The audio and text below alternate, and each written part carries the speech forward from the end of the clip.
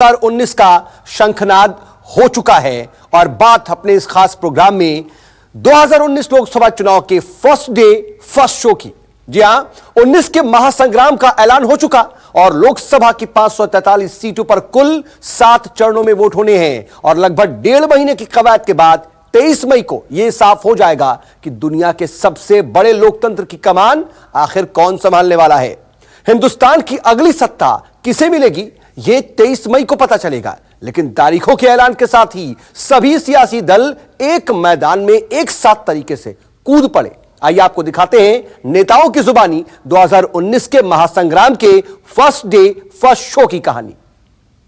बहनों भाइयों, हमारा कोई विरोधी होगा यह कह सकता है कि आपकी सरकार ने यह काम कर दिया, वह काम नहीं किया। आपकी सरकार ने काम तो किया, लेकिन जितना काम करना चाहिए उतना काम नहीं किया। यह सब सारे आरोप हमारे विरोधी हमारे ऊपर लगा सकते हैं, लेकिन इतनी बात मैं डंके की चोट पर कह सकता हूं बहनों भाइयों कि हमारा विरोधी भी कोई क्यों न हो, यह उंगली उठाकर हमारी सरकार के किसी मंत्री अब प्रधानमंत्री के ऊपर यह आरोप नहीं लगा सकता है कि 5 वर्षों तक सरकार चलाते हुए आपने भ्रष्टाचार किया है। हमारी सरकार के एक भी मंत्री के ऊपर भ्रष्टाचार की कोई दाग नहीं। डिफेंस मिनिस्ट्री के अफसरों ने, एयरफोर्स के अफसरों ने उन कागजों में साफ लिखा है कि नरेंद्र मोदी ने स्वयं नया कॉन्ट्रैक्ट तैयार किया। नरेंद्र मोदी ने स्वयं हिंदुस्तान की नेगोशिएटिंग टीम को परे किया। नरेंद्र मोदी ने स्वयं अनिल अंबानी को 30,000 करोड़ रुपए दिया। चौकीदार, ये सच्चाई है भाइयों और बहनों। कल बहुत रफेल लगाए हुए सुना है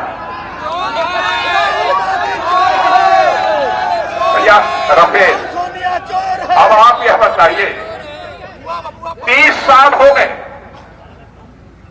30 साल हो गए और इस कांग्रेस की हुकूमत ने इन 30 सालों में एक भी नेक्स्ट जनरेशन यानी नई जनरेशन का, नई पीढ़ी का प्लेन जो खरीदना चाहिए, फाइटर प्लेन, वो कांग्रेस ने नहीं खरीदा। और हमारे प्रधानमंत्री ने कलेजे का परिचय देकर यदि उसे खरीदवाया, भ्रष्टाचार का आरोप लगा रहे हैं। और बहनों भाइयों, कुछ लोग फाइल में फोटो स्टेट करा के इधर उधर ले गए तो कह रहे हैं कि फाइल चुरा दी। बहनों भाइयों, मैं आपको यकीन दिलाना चाहता हूं,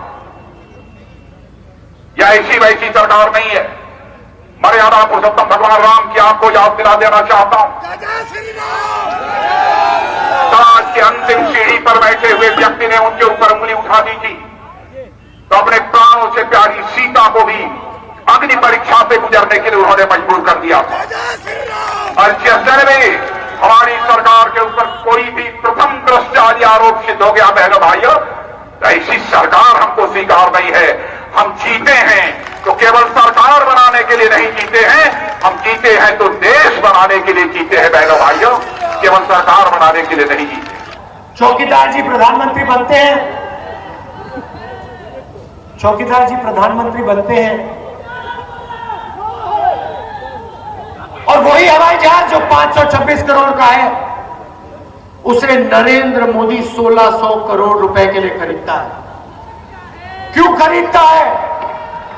क्योंकि वो अनिल अंबानी को 30,000 करोड़ रुपए देना चाहता है। फ्रांस का राष्ट्रपति कहता है, हमें तो नरेंद्र मोदी ने साफ कह दिया था अगर फ्रांस का हवाई जहाज खरीदना है तो HAL हवाई जहाज नहीं बनाएगी, अनिल अंबानी को कॉन्ट्रैक्ट देना है। हवाई जहाज फ्रांस में बनेगा, फ्रांस की सरकार को, कंपनी को जरूर ज्यादा पैसा मिलेगा, मगर ओडिशा के युवाओं को रोजगार नहीं मिलेगा। को मुंबई में जब आतंकवादियों ने हमला किया अनेक लोग मारे गए। क्या दिल्ली में बैठी हुई उस समय की सरकार ने कोई कदम उठाना चाहिए था कि नहीं चाहिए था? उन्होंने पाकिस्तान का जवाब मांगना चाहिए था कि नहीं? उन्होंने कुछ किया था? कुछ किया था? हाथ पे हाथ लगाकर बैठे रहे थे कि नहीं? क्या ये हिंदुस्तान के नागरिकों के साथ अन्याय है कि नहीं? ऐसे लोगों को जवाब देना चाहिए कि नहीं देना चाहिए? उसके बाद मुंबई में ट्रेनों में कुकर में बम डाल करके बम फोड़े गए, सैकड़ों लोग मारे गए। दिल्ली में बैठी हुई रिमोट सरकार ने कुछ किया था क्या? कुछ किया था क्या? देश में हर बार कभी दिल्ली में, कभी अयोध्या में, कभी हैदराबाद में, कभी गुजरात में, कभी मुंबई में आतंकवादी घटनाएं होती रहती थी। दिल्ली सरकार सोती थी कि नहीं सोती थी? कुछ ही दिन पहले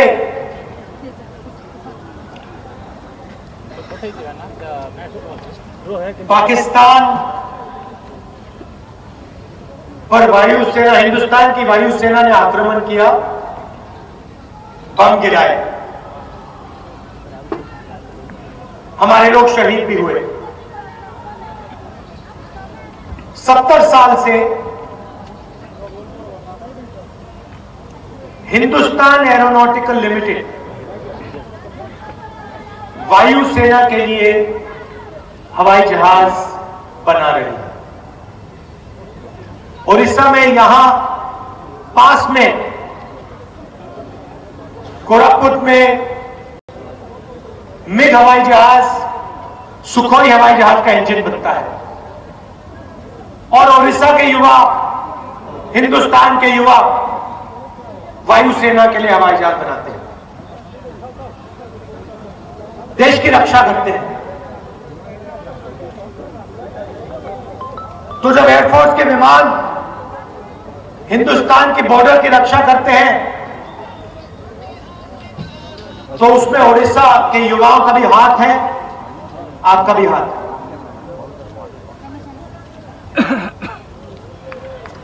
प्रधानमंत्री देशभक्ति की बात करते हैं,